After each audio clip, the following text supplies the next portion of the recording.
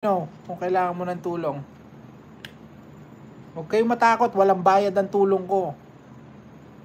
I love your tutorial, Kuya Pao. Pag apply ko sa sarili ko, lahat natutunan ko sa iyo. Sobrang salamat, naka-tune din ako. Ay, maraming salamat. Gaya nga ng sinasabi ko sa inyo, ako my passion is talagang gusto kong nagtuturo, gusto kong nakakatulong, especially those people around me. Yung mga, kasi gusto ko yung pag nagpupunta kayo dito sa live ko, kahit papaano may natutunan kayong isa everyday, kahit pa sabihin mong kalokohan lang yan. Halimbawa, magjo-joke ako, sabihin mo, sino ang artista ang laging pagod? Yan ang joke ko ngayon. At least kung hindi nyo pa alam tong joke na to, at least ngayon alam nyo na, may natutunan na kayong isa sa akin. Ha?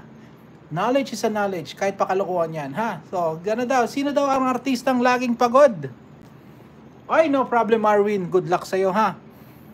And keep doing what you do. Don't worry, I'll help you.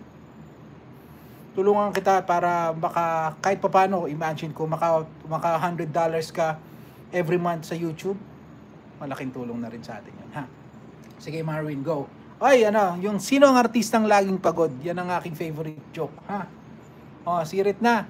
Ay, wala tayong sorry, wala tayong wala tayong patawa, ha? Sige. Sino ba ang artistang laging pagod? Tanong, sino? Yan. Si Rupa Gutierrez. Buisit ka, Sir Pao. Tawa ako, tawan-tawa sa joke ko kasi that's my favorite joke. Sinong artistang laging pagod? Kung hindi nyo pa alam yan, at least may natutunan na kayong isa ngayon. Let's go! Ano ba yan? Tawan-tawa si Sir Pao sa kanyang joke. Bukas meron ulit tayo, magjo-joke ulit tayo bukas. Mag-iisip na ako yan. Na-pressure na ako mag-isip. So every day we will have one joke. Kasi may nagsabi sa akin. Tawan-tawa kay Rupa Gutierrez. Ano ba yan?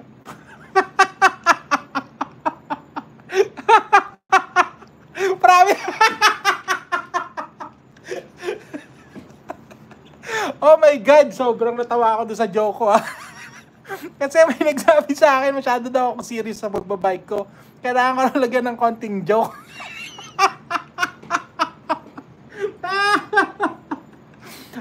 Let's go! Natawa naman ako sa joke ko. Oh my goodness gracious. Sana po, pasensya na kayo, ako yung mababaw lang aking. Promise yan ang favorite kong joke. Sino ang artistang laging pagod? Yan lang yun. Ha? Oh my God, tawang-tawa si Sir Pao sa kanyang joke. Let's go. Ay, naku, parang ayawan na yata, uwian na yata. yung mga iba na yata, na turn off yata sa ating joke, ha? Pero okay lang yan, at least corny man yan o hindi. May natutunan kayong isa sa akin. So, i-share niyan sa mga live nyo. Tanong nyo, sa isang 100 bananas, sino ang artistang laging pagod? Ay, nako, let's go! Back to topic na tayo. Sib! Mega love shoutout siya. Andiyan pala si Sib. Sib! Kung naririnig mo ako, anong gusto mong mangyari sa buhay mo, ha? Pwede kitang matulungan. Ate Bel.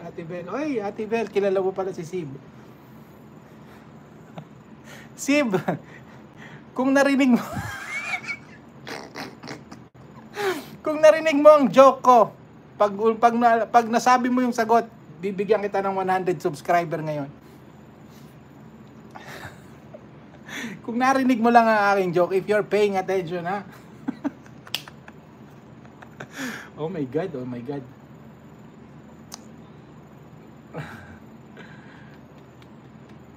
Ayan, baka hindi tayo naririnig ni Sib.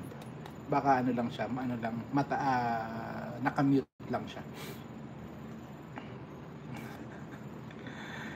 Ay, kasi naman nakakilala dyan kay Sib, sabihin mo kung gusto niyang magkaroon ng 100 subscriber, kailangan niya mag-joke ng isa.